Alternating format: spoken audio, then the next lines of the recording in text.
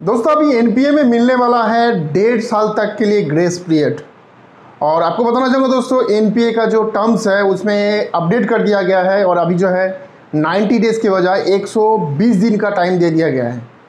क्या दोस्तों ये सच है? क्या ये जो इन्फॉर्मेशन है ये क्या रियलिटी में क्या है? ये सच है, ये फेक न्यूज़ है या क्या है? इसके बारे में आज के इस वीडियो में मैं बात करने वाला, क्योंकि दोस्तों कुछ लोग जो है इसके बारे में वीडियो बना रहे हैं ऐसा बोल के, और आपके पास जो इन्फॉर्मेशन पास हो रहा है, मेरे पास काफ़ी लोग जो है कमेंट भी कर रहे हैं, सर ऐसा कुछ अपडेट आया कि नहीं।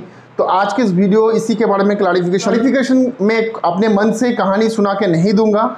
जो भी होगा आरबीआई का जो डॉक्यूमेंटेशन है, आरबीआई का जो गाइडलाइन है, उसका प्रूफ के साथ मैं आपको ये दोनों चीज़ के ऊपर क्लैरिफिकेशन दूंगा, जिससे कि इन फ्यूचर आपको कोई प्रॉब्लम या मुसीबत का सामना ना करना पड़े। क्योंकि मुझे पता है आप में से ऐसे बहुत लोग होंगे जो मेरे चैनल का सब्सक्राइबर हो, सो मेरा यह फ़र्ज बनता है आप लोग इन फ्यूचर में कोई भी दिक्कत का सामना ना करना पड़े, जिससे कि आपके पास गलत इन्फॉर्मेशन पास ना हो, भले ही आप मेरे चैनल से ले रहे हो या फिर कई दूसरे चैनल का से वीडियो देख के ले रहे हो। सो ये मेरा फ़र्ज़ बनता है कि आपको वो सारे फेक या गलत इन्फॉर्मेशन से बचाना।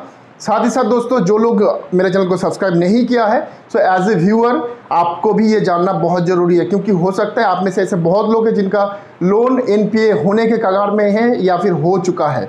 सो दोस्तों मैं हूं हसन, आप देख रहे हैं यू नीड टू नो। अच्छा लगता है तो लाइक बटन को प्रेस करके मुझे फीडबैक दीजिएगा। अभी तक अगर मेरे चैनल को आपने सब्सक्राइब नहीं किया है तो नीचे दिए गए सब्सक्राइब बटन को प्रेस कर लीजिए, जिससे आगे भी banking, finance, credit card related authenticate informative video आपको देखने के लिए मिले। तो चलिए दोस्तों बात करते हैं मेन टॉपिक के ऊपर।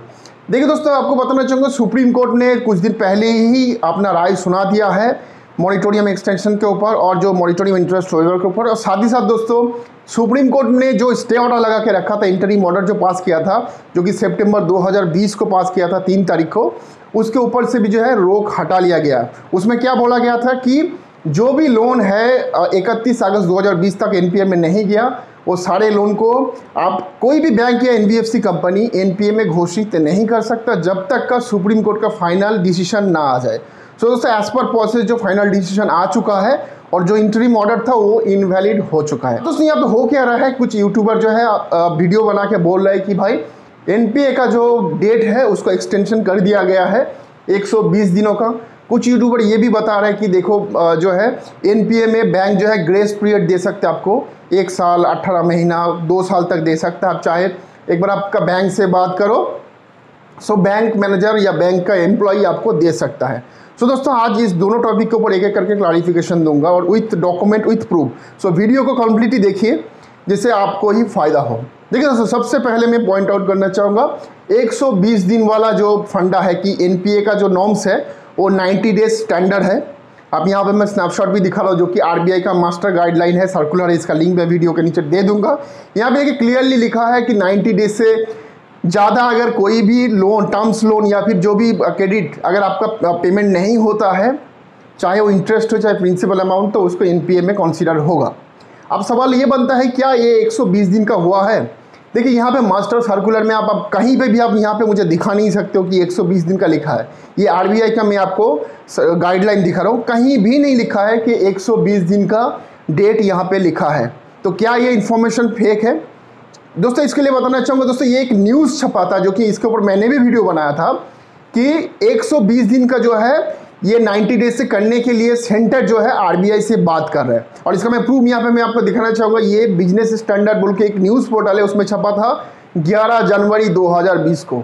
और ये दोस्तों डिस्कशन हो रहा था। क्यों डिस्कशन हो रहा था? क्योंकि सबको भी पता है कि जो है मॉनिटोरियम पीरियड के बाद जो है काफ़ी ज़्यादा एनपीए बनने वाला है और उसका कहीं ना कहीं जो असर है वो दोनों तरफ से पड़ेगा। एक तो आरबीआई के ऊपर पड़ेगा, साथ ही साथ दोस्तों सेंट्रल गवर्नमेंट के ऊपर भी पड़ सकता है। सो उसको कंट्रोल करने के लिए जो नॉर्म्स है एनपीए का 90 डेज का नॉन पेमेंट का, उसको बढ़ा के 120 दिन करने के लिए जो डिस्कशन हो रहा था और सेंटर जो है बात कर रहा था कि इसके साथ आरबीआई के साथ। सो ये अप्रूव नहीं हुआ कि ये हो चुका है, रूल बन गया। अगर होता दोस्तों जो मैंने आपको सर्कुलर दिखाया यहाँ पे आपको डेफिनेटली मिल जाता, और आप चाहे तो आप खुद भी जाकर चेक कर सकते हो।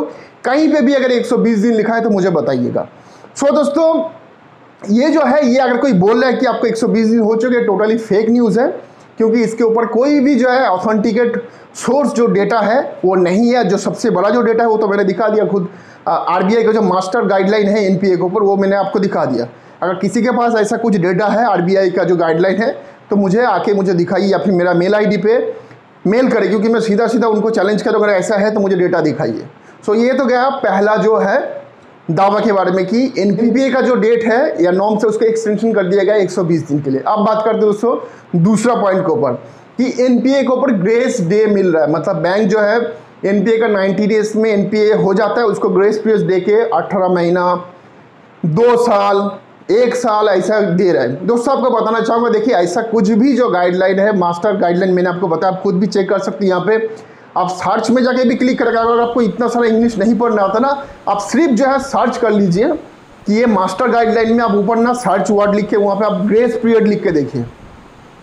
अगर मास्टर गाइडलाइन में होगा तो ही तो बोलेगा ना, तो ही तो बैंक देगा ना।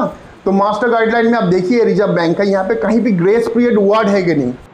अगर वर्ड है ही नहीं तो ग्रेस पीरियड कहाँ से मिलेगा।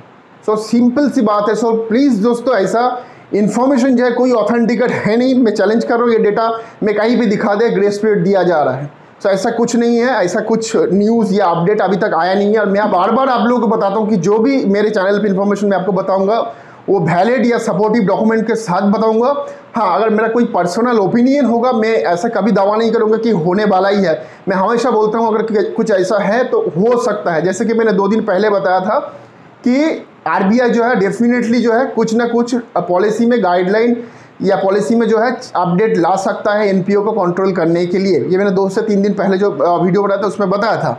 और उसके बाद दोस्तों एक आर्टिकल आया जिसमें दावा किया जा रहा है कि आरबीआई का जो गवर्नर है शक्तिकांत दास जी, वो भी चिंतित है। इसके ऊपर कंसर्न है कि कोविड का जो है केस थम नहीं रहा है, तो इसके ऊपर कंसर्न है। अब सबसे बड़ा क्वेश्चन ये आ रहा है कि जो एनपीए हो चुका है उसको कंट्रोल करने के लिए क्या हो सकता है। देखिए दोस्तों, सबसे पहले आपको बताना चाहूँगा, अगर कोई लोन या फिर क्रेडिट कार्ड का बिल एनपीए हो चुका है, और ये आज के टाइम में दोस्तों ह्यूज स्केल में होगा, क्योंकि आपको भी पता है कि ये जो इशू है ये कोई इंडिविजुअल इशू नहीं है, ये पूरा कंट्री वाइज पैंडेमिक इशू है। और अभी भी जो है पैंडेमिक थमने का नाम ही नहीं ले रहा है। बहुत सारा जगह पे दोबारा जो है लॉकडाउन शुरू हो चुका है। सो ये चीज़ आरबीआई को भी पता है।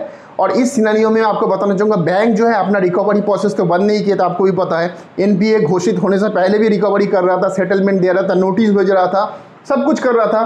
तो अभी भी जो है ये सारा कुछ तो जारी रहेगा ही। बैंक कोशिश करेगा कि आपसे सेटलमेंट करने के लिए जो पर्सनल लोन वगैरह जो छोटा मोटा जो लोन है, क्रेडिट कार्ड का बिल है, बैंक 99% कोशिश करेगा कि आपसे सेटलमेंट करने के लिए। क्योंकि बैंक अगर आपके खिलाफ अगर कोई केस डालता है, 420, 138 कुछ भी केस डालता है, तो दोस्तों आपको बताना चाहिए केस अगर जाता है कोर्ट में, आज के टाइम में इतना सारा पेंडिंग केसेस है, कोविड के चलते और ज़्यादा पेंडिंग हो चुका है। अगर दोस्तों केस जाता है तो वो केस 3 से 4 साल चलेगा। सो बैंक कभी नहीं चाहेगा किसी का 1 लाख रुपए का पेंडिंग है या 1.5 लाख 2 लाख रुपए का, तो बैंक उधर दौड़ के आपके नाम पे केस डाल के उसको 5 साल 6 साल के लिए चलाएगा। भी कोशिश कर रहा है कि अपना पैसा अमाउंट को जो है आउट ऑफ कोर्ट जो है उसको निपटाया जाए। तो बैंक इसके बारे में कुछ जो है अलग से प्लान लाए या फिर आरबीआई की तरफ से कुछ गाइडलाइन आ जाए। क्योंकि दोस्तों हमको थोड़ा वेट करना पड़ेगा, क्योंकि एक्चुअल पिक्चर तभी आएगा ना जब एनपीए घोषित होगा। ये मार्च एंडिंग है, आपको पता है बैंक का फिनेंशियल ईयर एंडिंग होता है। यहाँ पे सारा इन्फॉर्मेशन जो है बैंक को रिलीज करना होगा, अपना अपना जो पोर्टल है। और जो एसेट क्लासिफिकेशन है वो भी मार्च महीने में फाइनलाइज होता है। उसके ऊपर से जो प्रोविजनिंग अमाउंट होता है वो जमा करना पड़ता है आरबीआई के ऊपर। सो बैंक को इस महीने ही जो है सारा कुछ डिसीजन लेना है, किस चीज़ को एनपीए में दिखाना है, कौन से एसेट को मतलब कौन सा लोन को नॉन एनपीए में दिखाना है। और उसके अकॉर्डिंगली जो है दोस्तों बैंक को भी अपना प्रोविजनिंग जमा करना है आरबीआई के पास।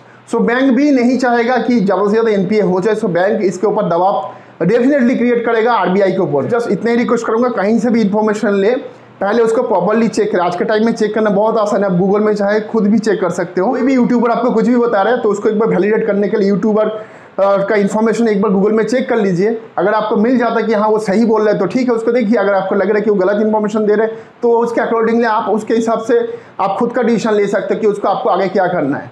सो दोस्तों आप अपना जो हिसाब से आप अपना डिसीजन लीजिए, इन्फॉर्मेशन के साथ अपडेट रहिए और अपना ख्याल रखिए। सो दोस्तों हम मिलते हैं अगले वीडियो में, तब तक अपना बहुत सारा ख्याल रखिएगा।